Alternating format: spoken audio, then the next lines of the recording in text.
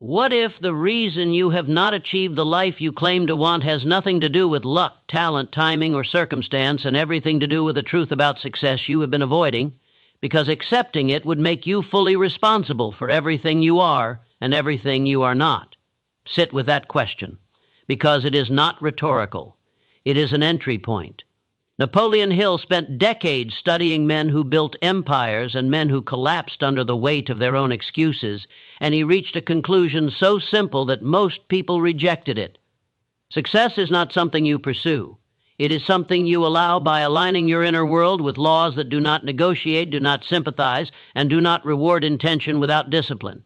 Most people live their lives believing that effort alone is enough. They believe that wanting something badly qualifies them for it. They believe that suffering entitles them to reward.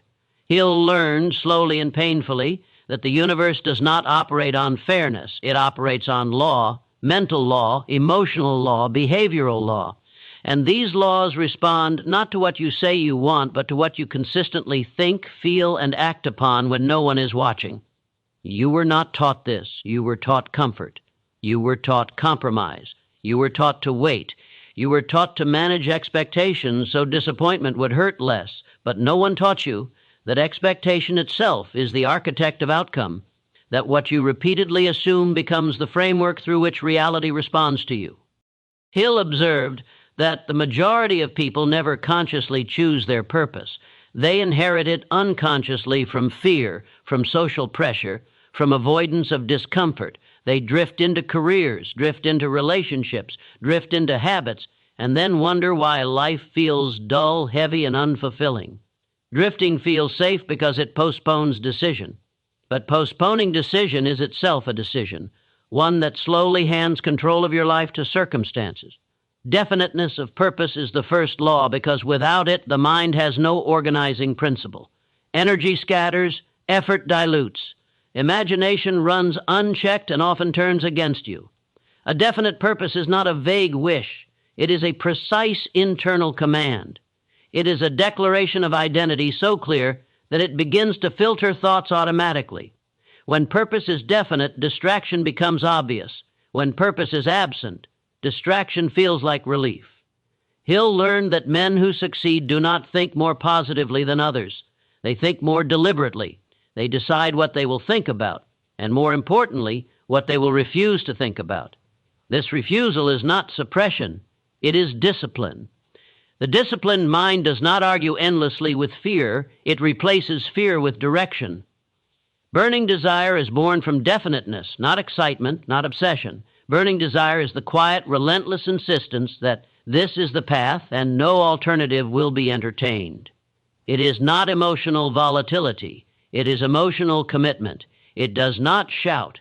It does not beg. It does not need validation. It persists when motivation fades because it is anchored to identity, not mood.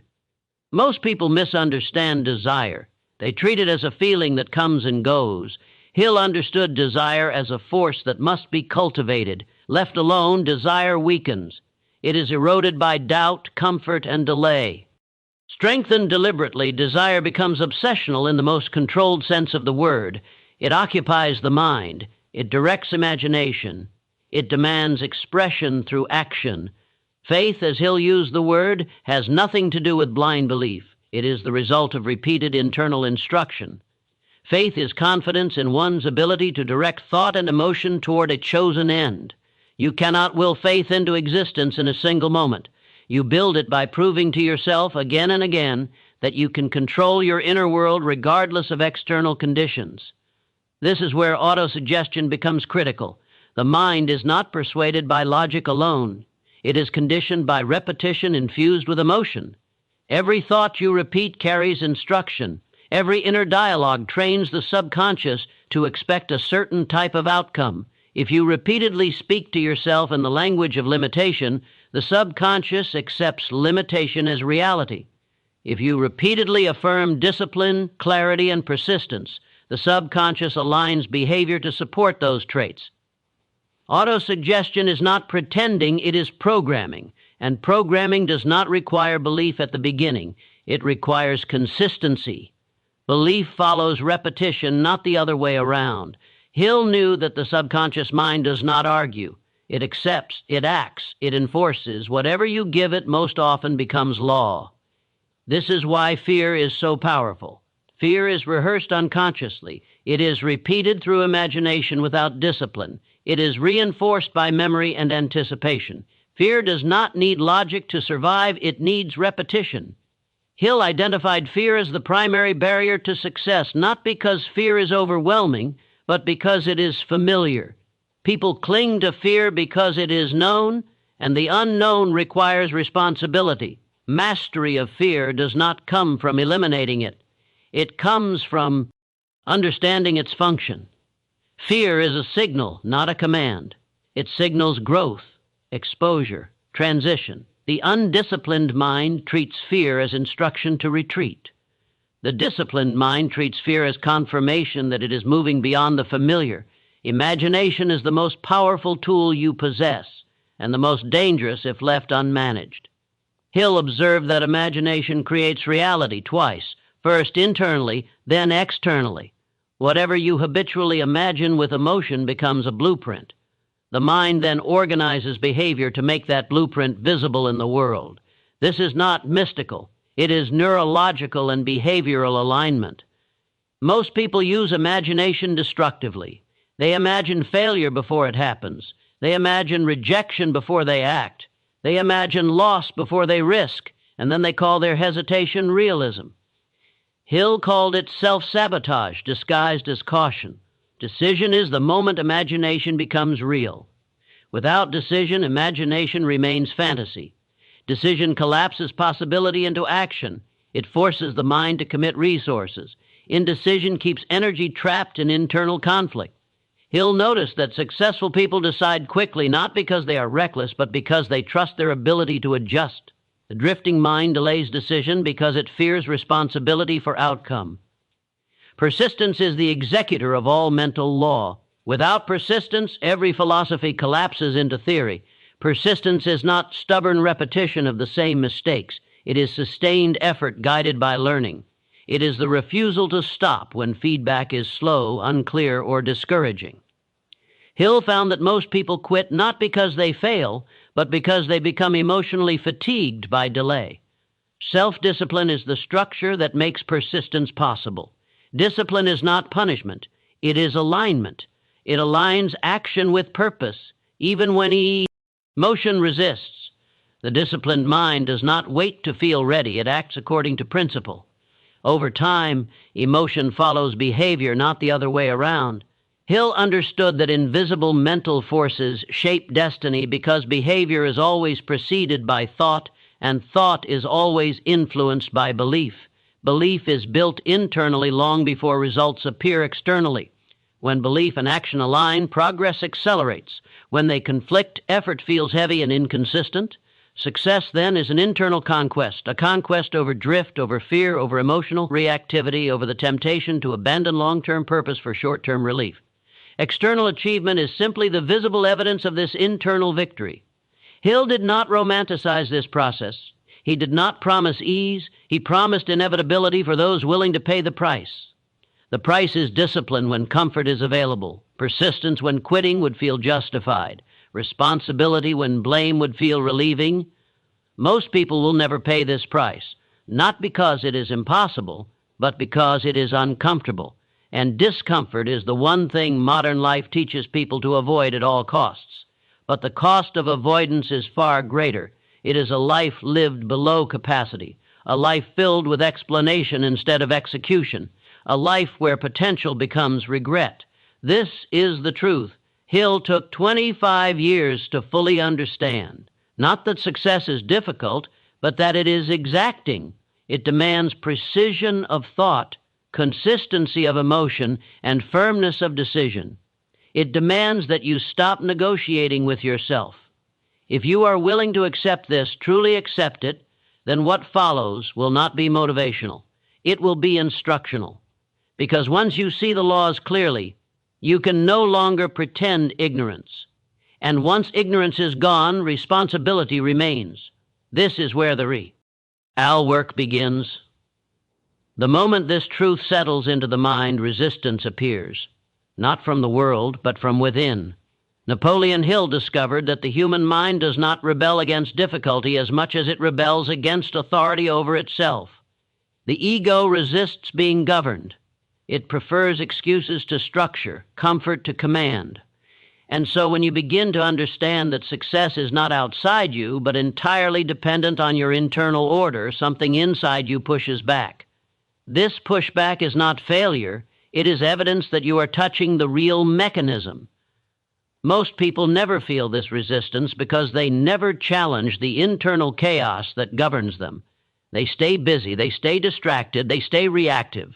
Hill called this drifting, and he observed that drift feels harmless precisely because it feels familiar. Drift requires no decision, no clarity, no responsibility.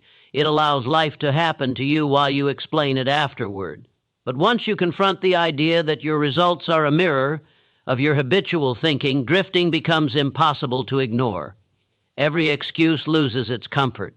Every complaint exposes powerlessness, and powerlessness is intolerable once seen clearly.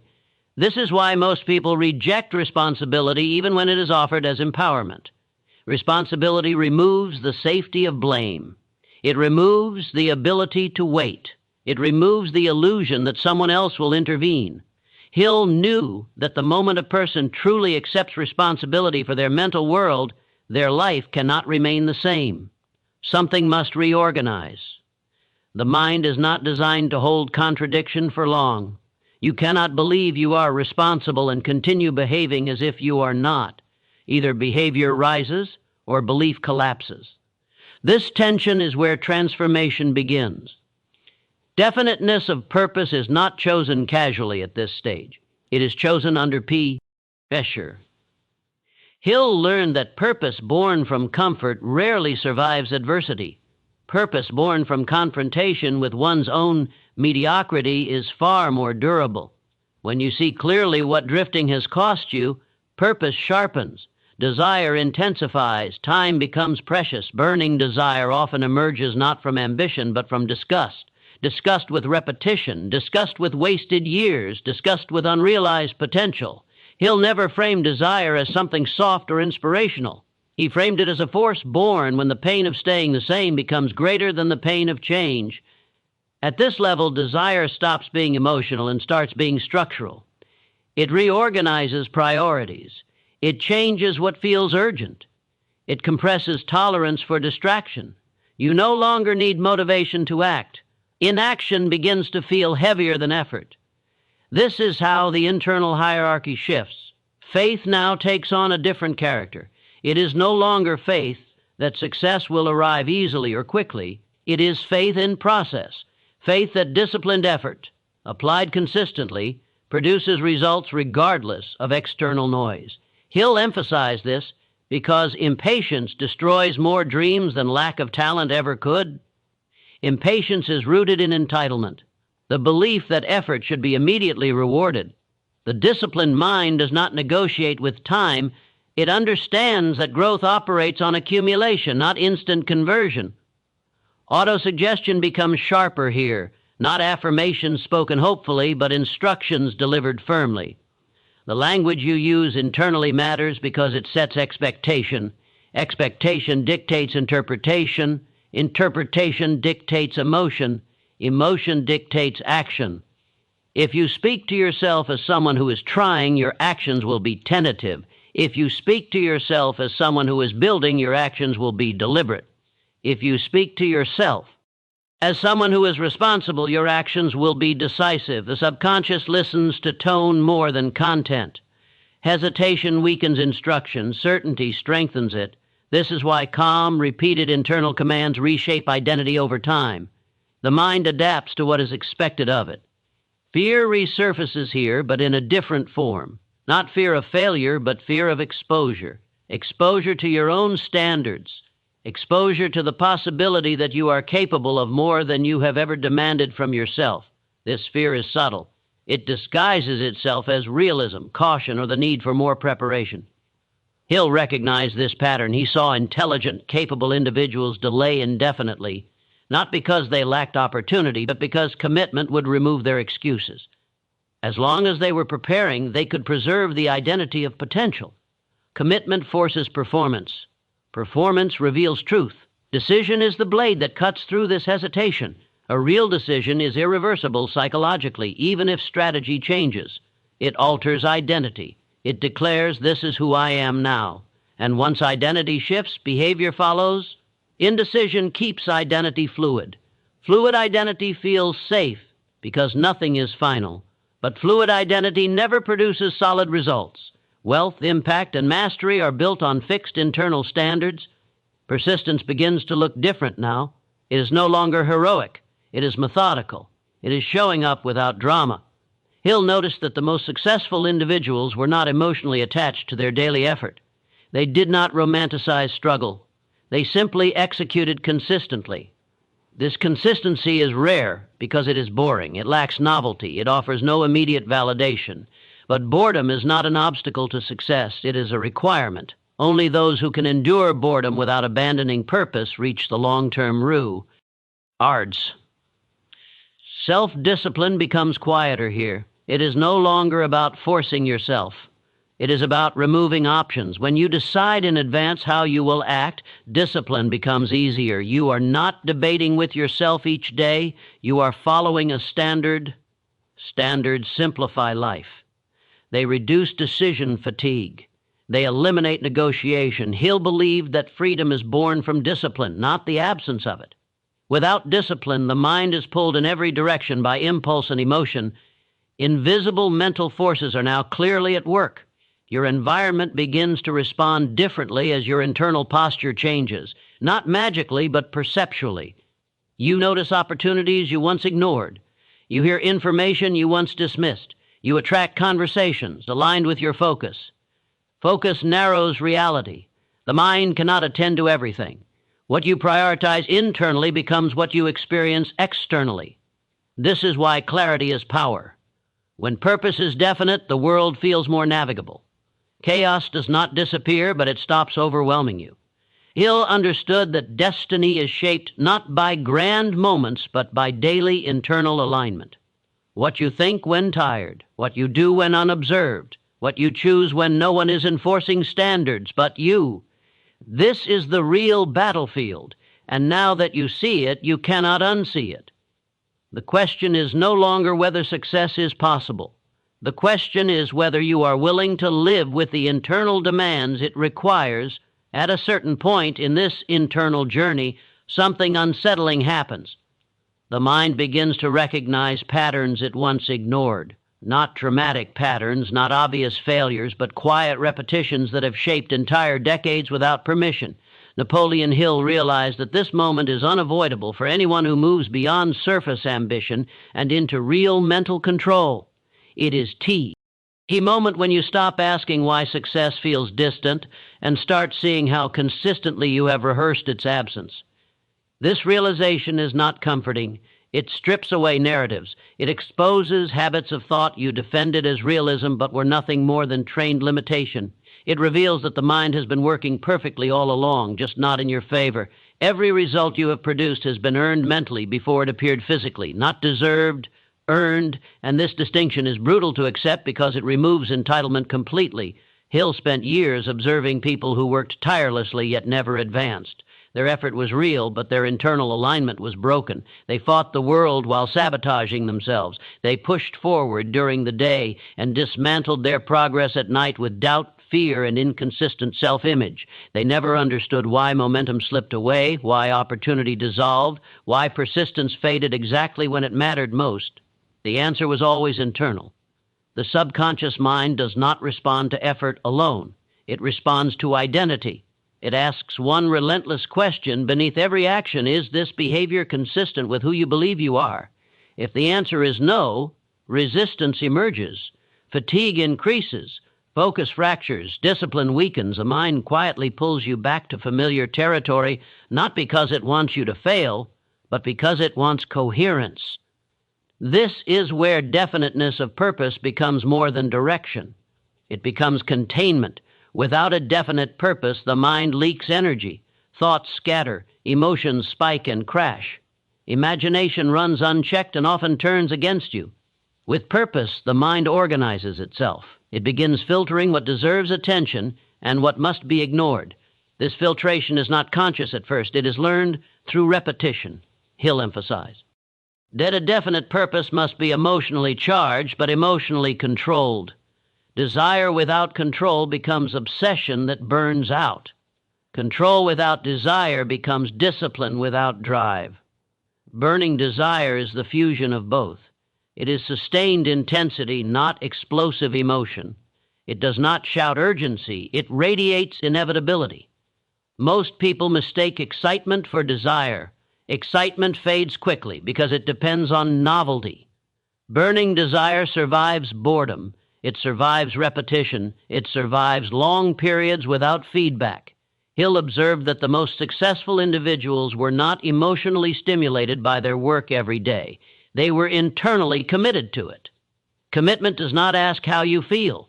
It asks who you are. This is where autosuggestion takes on its true role. Not affirmations whispered hopefully, but internal language that reinforces identity relentlessly. The subconscious mind is shaped by what it hears repeatedly, especially when the conscious mind is relaxed or fatigued. This is why your inner dialogue late at night and early in the morning is so powerful. Resistance is low. Acceptance is high. If you repeatedly tell yourself you are behind, the subconscious accepts delay as identity. If you repeatedly tell yourself you are inconsistent, the subconscious enforces inconsistency. If you repeatedly reinforce discipline, responsibility, and persistence, the subconscious aligns behavior to avoid violating that identity. This alignment does not feel dramatic. It feels subtle. You begin acting differently without needing to hype yourself. You persist slightly longer. You hesitate slightly less. You recover from setbacks faster. These micro shifts compound into transformation. Fear tries to intervene here, but not in obvious ways, not as panic or terror. Fear becomes reasonable. It disguises itself as caution, as patience, as realism. It whispers that you should wait until conditions improve, until confidence increases, until clarity arrives. Hill recognized this voice immediately. It is the voice of drift trying to preserve itself. Drift hates commitment because commitment exposes drift as cowardice. Fear at this level is not fear of failure. It is fear of exposure. Exposure to effort. Exposure to responsibility. Exposure to the possibility that your life could become a reflection of your standards rather than your excuses. This fear is dangerous because it feels intelligent. It feels mature. It feels like restraint. But restraint without purpose is paralysis. Hill taught that fear must be mastered through understanding, not force. Fear loses power when it is predictable. When you expect resistance, it cannot surprise you. When you expect doubt, it cannot destabilize you. The trained mind does not interpret fear as instruction. It interprets it as confirmation that growth is occurring. Imagination becomes a battleground here. The undisciplined imagination magnifies risk. It visualizes embarrassment, loss, regret. It runs simulations designed to justify inaction. This imagination is not creative. It is defensive. It exists to preserve comfort. The disciplined imagination operates differently. It visualizes order, process, execution. It does not fantasize about reward. It rehearses effort.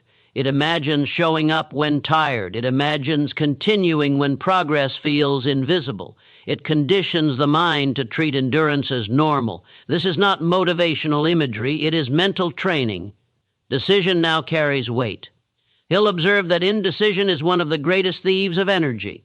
When the mind remains undecided, it never commits fully. Resources remain scattered. Action remains tentative. Doubt lingers. A real decision consolidates energy. It eliminates alternatives psychologically, even if adjustments are made later. The moment you decide who you are becoming, the mind reorganizes around that decision. Resistance does not disappear, but it loses authority. Doubt still appears, but it no longer controls behavior. Emotion still fluctuates, but action remains consistent. Persistence becomes less about effort and more about refusal. Refusal to abandon standards. Refusal to return to drift. Refusal to negotiate with weakness. This refusal is not loud. It is quiet and firm. It does not argue. It does not explain, it simply continues. Hill found that persistence is not evenly distributed. It spikes at the beginning of a journey, then drops sharply when novelty fades. The critical phase is the long middle, where progress is slow and recognition is absent. This is where identity either hardens or collapses. Those who persist through the middle do so because quitting would violate their self-image. They have internalized a standard that demands continuity. This standard was not imposed externally. It was trained internally through repetition, auto-suggestion, and disciplined imagination. Self-discipline becomes invisible here. There is no force, no self-punishment, no dramatic self-control.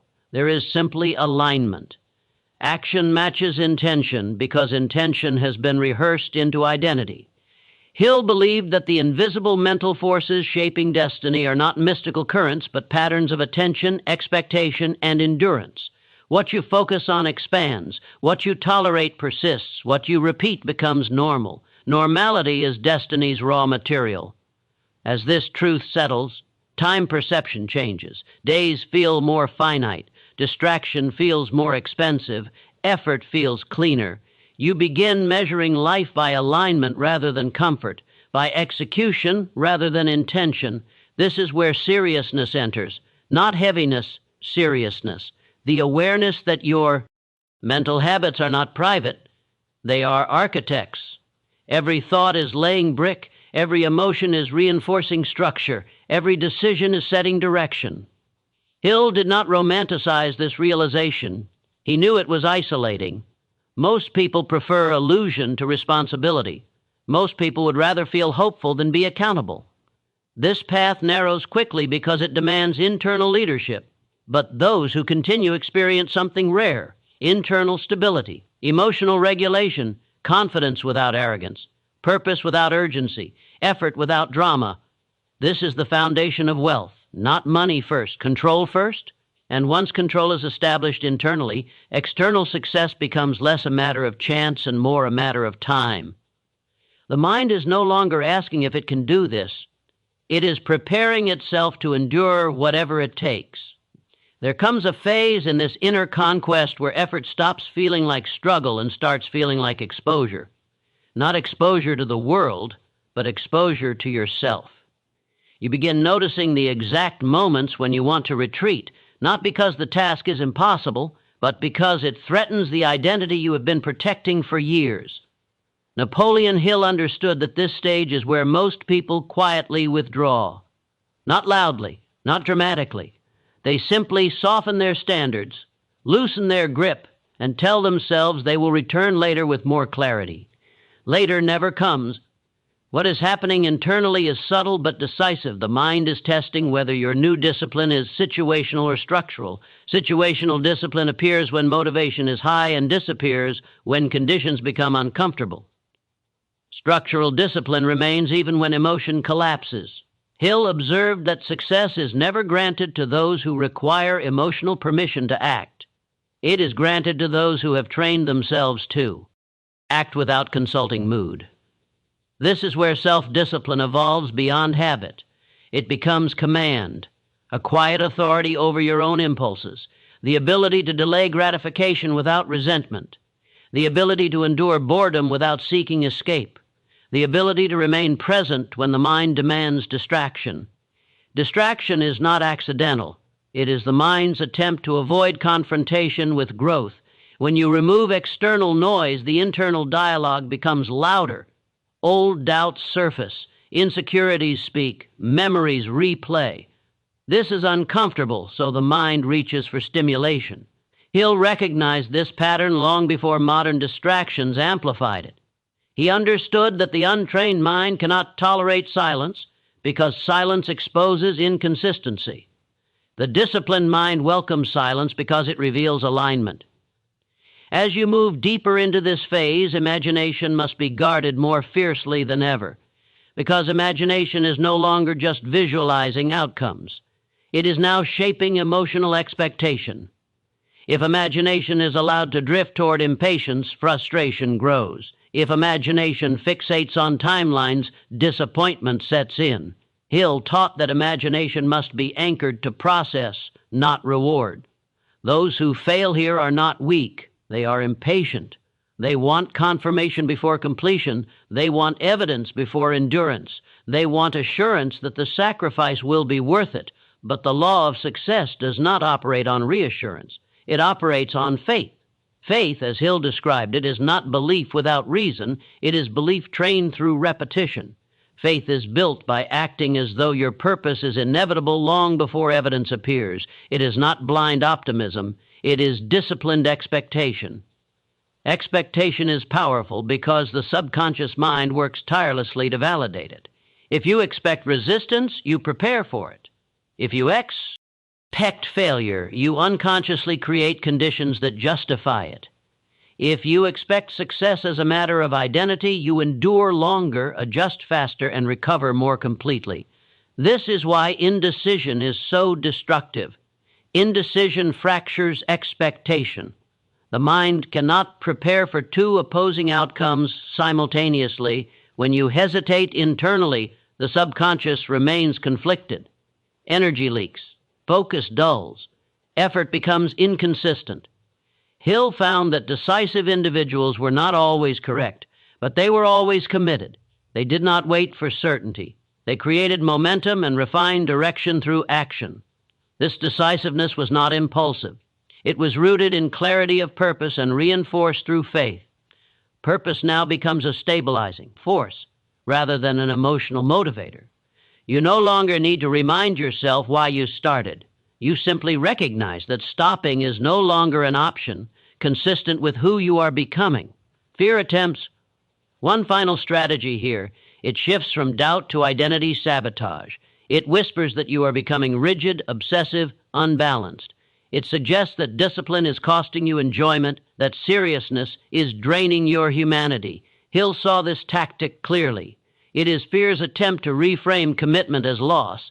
But commitment does not eliminate joy. It delays shallow pleasure in exchange for deep fulfillment. The untrained mind confuses pleasure with happiness. The disciplined mind understands that happiness emerges from progress, alignment, and self-respect. Self-respect is the silent reward of discipline. Every time you keep a promise to yourself, something strengthens internally, not confidence, trust. You begin trusting your own word. This trust reduces internal friction. You stop negotiating with yourself. Action becomes cleaner. Decisions become faster. This internal trust is rare because most people wreak promises to themselves daily without consequence. They promise effort and accept avoidance. Promise discipline and accept indulgence. Promise change and accept delay. Over time, the subconscious stops believing them. This creates internal cynicism. Even when they try to improve, their own mind doubts their sincerity. Hill understood that rebuilding this trust requires consistency, not intensity. Small acts of discipline, repeated relentlessly, restore credibility. You do not need dramatic breakthroughs. You need quiet follow-through. Persistence now reveals its deeper function. It is not about pushing harder. It is about refusing to self-betray. Persistence is loyalty to your future self. It is the decision to continue even when progress feels insignificant. At this stage, time becomes deceptive. Weeks of effort feel stagnant. Months pass without visible change. This is where most people miscalculate. They assume lack of evidence equals lack of effectiveness. Hill warned against this illusion. Growth often occurs invisibly before it becomes measurable. Roots grow before branches. Foundations settle before structures rise. Internal alignment strengthens before external opportunity appears. The mind must be trained to respect this delay without interpreting it as failure.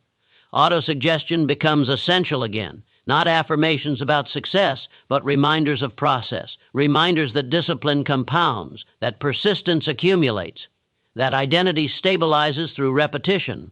As you continue, something shifts. You notice fewer emotional spikes, fewer moments of desperation, less need for validation. You begin operating from internal metrics rather than external feedback. This is mental independence. Hill believed that independence of thought was a prerequisite for leadership and wealth. Not rebellion, independence, the ability to think clearly under pressure, to remain composed amid uncertainty, to act deliberately rather than react emotionally. Emotional mastery emerges here, not suppression, regulation.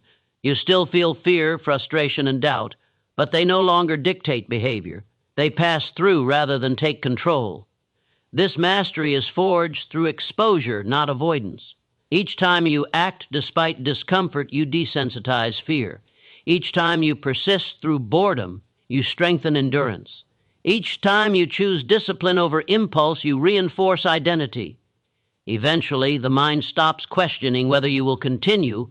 It assumes continuity. This assumption is powerful. It frees cognitive resources. Energy once spent debating action is now invested in refinement. Hill described this as the mind moving from effort to flow, not effortless, but frictionless.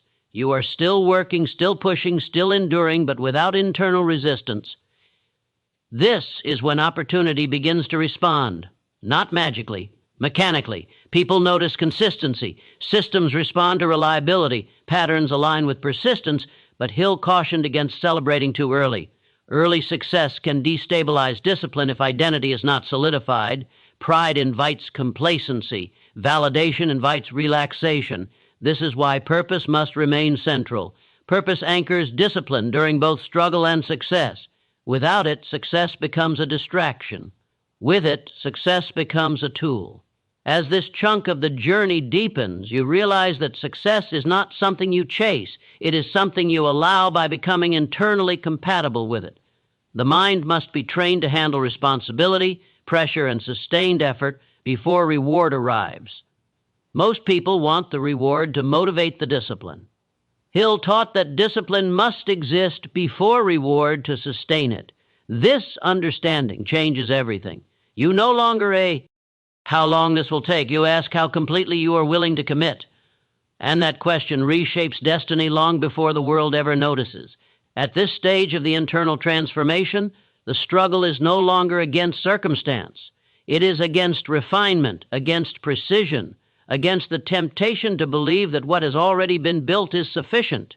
Napoleon Hill understood that most failures occur not at the beginning, but after competence has been achieved, after discipline has been established, after identity has shifted just enough to create momentum, but not enough to sustain mastery.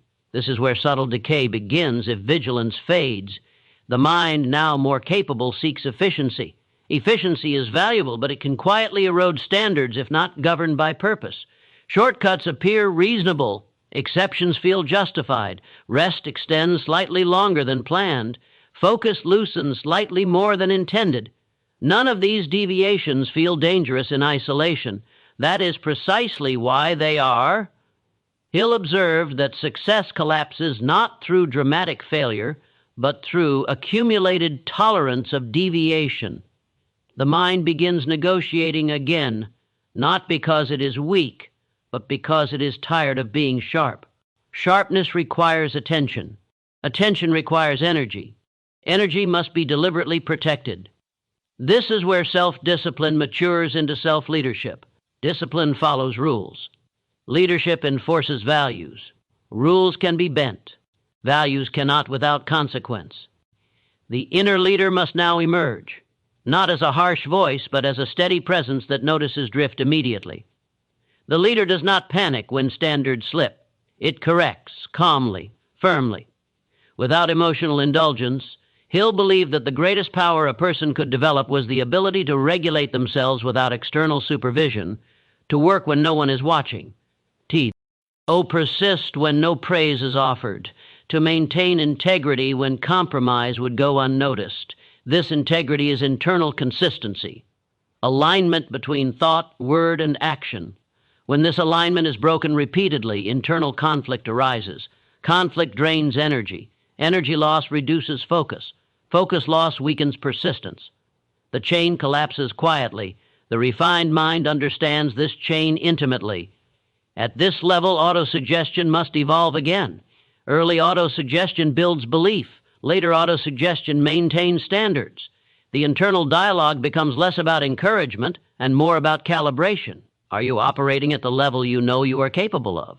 Are your actions matching your purpose? Are you respecting your own potential? This dialogue is not emotional. It is factual, honest, precise. Fear now takes on a different form. It is no longer fear of failure or exposure. It is fear of stagnation, fear of plateau, fear of living beneath capacity. This fear is productive if managed correctly.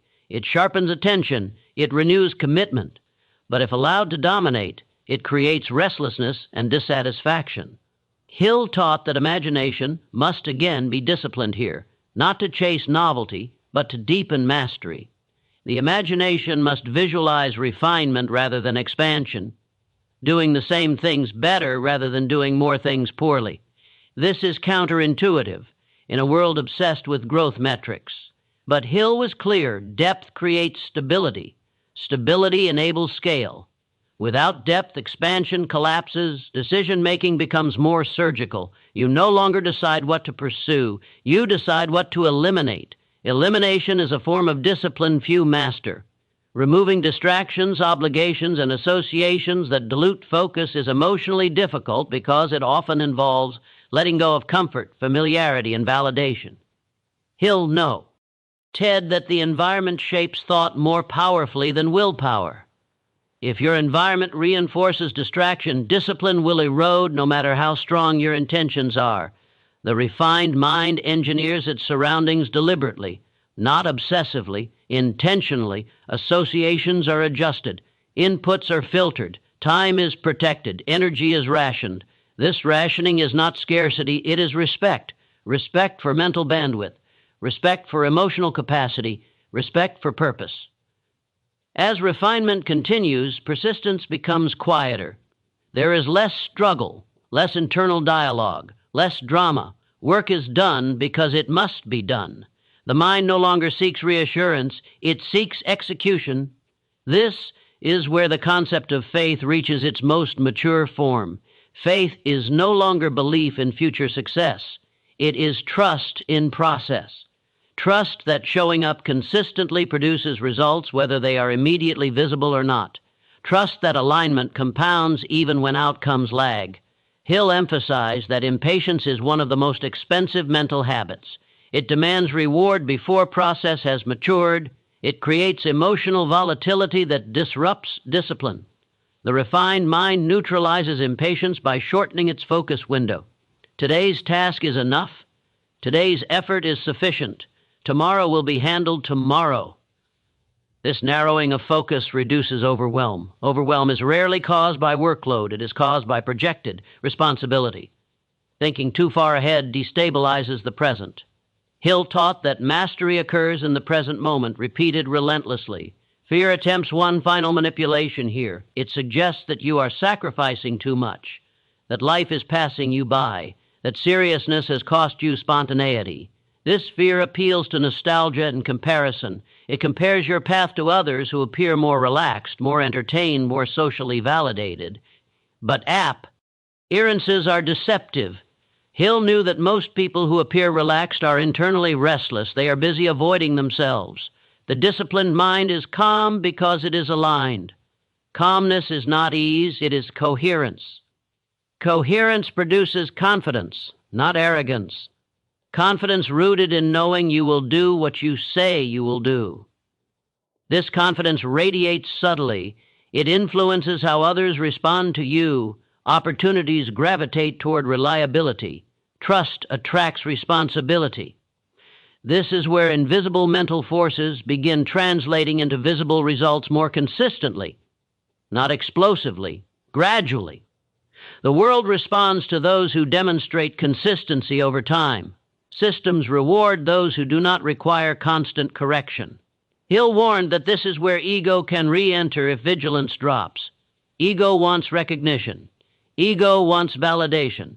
Ego wants to relax discipline now that results are appearing. But ego is fragile. It crumbles under pressure. Identity must remain rooted in values, not outcomes. Values endure volatility. Outcomes fluctuate. The refined mind remains humble, not performatively, naturally. It recognizes that discipline must be renewed daily, that alignment must be maintained, that no level of success grants immunity from drift. This humility preserves learning. It keeps perception sharp. It allows correction without defensiveness. Self-mastery now becomes self-respect. You respect your time, your energy, your commitments. You no longer overpromise. You no longer indulge excuses. You no longer tolerate internal dishonesty. Hill believed that this level of self-respect is rare and powerful. It is the foundation upon which lasting wealth is built. Not just financial wealth, but mental, emotional, and spiritual stability. As this chunk of the journey nears completion, something profound settles in. You realize that success is no longer something you pursue anxiously. It is something you allow patiently. You have become someone capable of sustaining it, and that realization changes how you move through the world. You are no longer rushing. You are no longer proving. You are preparing continuously, because you understand now that destiny does not reward intensity. It rewards consistency sustained long enough to become identity. And identity, once forged, reshapes everything it touches. At the final stage of this inner journey, something irreversible occurs. The mind stops asking for permission. It no longer negotiates with circumstances, emotions, or external approval. It recognizes a truth that cannot be unseen once grasped. Your life is not shaped by what happens to you, but by what you consistently decide to tolerate, to repeat, and to become. Napoleon Hill understood that this realization is the dividing line between those who merely consume ideas and those who are transformed by them. This is the moment when responsibility ceases to feel like burden and becomes power. For years, most people unconsciously outsource responsibility. They blame timing, upbringing, economy, relationships, luck, not aggressively, casually, in small ways that feel harmless. But every time responsibility is outsourced, control is surrendered. And where control is surrendered, destiny becomes reactive rather than deliberate. Hill's entire philosophy pointed toward this final confrontation, not with the world, but with the self. The realization that no system, no mentor, no opportunity can compensate for a mind that refuses to command itself, and no obstacle can permanently defeat a mind that does. By now, the illusion of external salvation has dissolved. You no longer expect rescue. You no longer wait for motivation. You no longer look outward for permission to act. You understand that success is not a gift granted by circumstance, but a state earned through internal order. This order is fragile if neglected. It must be maintained deliberately. Faith must be renewed daily, not as blind hope, but as disciplined expectation. Autosuggestion must continue, not to inflate ego, but to reinforce standards. Persistence must remain active, not fueled by emotion, but anchored in identity. Hill warned that complacency is the most dangerous enemy of achievement because it wears the disguise of comfort. Comfort dulls awareness. Awareness sustains discipline. Without awareness, the mind drifts back toward old patterns quietly, almost imperceptibly. But you are no longer unaware. You have seen the mechanics now. You understand how thought shapes emotion, how emotion influences action, how action reinforces identity, and how identity determines destiny. This understanding removes excuses permanently. Once you see the machinery, you are responsible for how it operates. This responsibility is heavy, but it is also liberating, because it means your future is no longer mysterious. It is predictable. It will be the compound result of your dominant thoughts, repeated decisions, and sustained behaviors. Fear may still appear, but it no longer intimidates. You recognize it as a signal, not a command. Doubt may still whisper, but it no longer dictates direction. You listen without obeying. Emotion may fluctuate, but discipline remains constant. This is mental sovereignty. Hill believed that sovereignty over the mind is the highest form of freedom. Not freedom from effort, but freedom from internal chaos. The ability to choose focus, to direct energy, to remain composed under pressure, to persist without applause. At this level, imagination becomes visionary rather than escapist. You no longer imagine success as fantasy. You imagine responsibility. You imagine leadership. You imagine pressure and yours. LF meeting it calmly. You imagine sacrifice and yourself enduring it without resentment. This imagination conditions the subconscious to accept greatness as normal. Decision becomes final rather than tentative. You do not endlessly revise who you are becoming. You refine execution, not intention. You have decided, and that decision has reorganized your priorities permanently. Hill emphasized that the universe responds to definiteness, not wishfulness, not hesitation. Definiteness of purpose sends a clear signal. It aligns opportunities, relationships, and resources in ways that appear coincidental to the untrained observer, but are mechanical in nature. When the mind is clear, it notices opportunities others overlook. When the mind is disciplined, it acts where others hesitate. When the mind is persistent, it outlasts obstacles others interpret as stop signs. You now understand that success is not dramatic. It is relentless. It is quiet repetition. It is showing up when enthusiasm is absent. It is continuing when recognition is delayed. It is maintaining standards when compromise would be easier. This understanding eliminates fantasy. You are no longer intoxicated by the idea of success. You are committed to the process that produces it. And now comes the final truth Hill wanted every serious thinker to confront. No one is coming to save you. No one is coming to choose for you. No one is coming to discipline your thoughts, master your fears, define your purpose, or persist on your behalf. If your life is to change, it will change because you decide to command your mind without excuse, without delay, without negotiation. This is the moment where listening must end and commitment must begin. Not tomorrow, not when conditions improve, not when confidence arrives. Now, you must decide with absolute clarity whether you will live as a reactor to circumstance or as a creator of direction. Whether you will continue drifting between intention and excuse or anchor yourself to a definite purpose that governs your actions daily. You must decide whether your mind will remain a battleground ruled by fear and impulse or a disciplined instrument directed by purpose and faith. You must decide whether the years ahead will be repetitions of old patterns or the execution of a deliberate design. Hill taught that indecision is itself a decision, delay is itself a choice, and the cost of both is always paid in time, potential, and regret. So choose to take full responsibility for every thought you allow to dominate your mind. Choose to discipline your imagination so it works for you, not against you.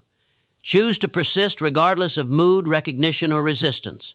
Choose to act with definiteness, to think with clarity, to endure with dignity. Choose to become the kind of person for whom success is not an accident, but an expectation fulfilled through effort. Do not ask whether you are ready. Readiness is created through action. Do not ask whether you are capable. Capability is revealed through persistence. Do not ask whether it will be difficult. Difficulty is the price of transformation. This is your call, not a suggestion, not inspiration, a demand. Command your mind. Define your purpose. Act decisively. Persist relentlessly. And accept, fully and without retreat, that from this moment forward, the responsibility for your life, your success, your discipline, and your destiny rests entirely with you.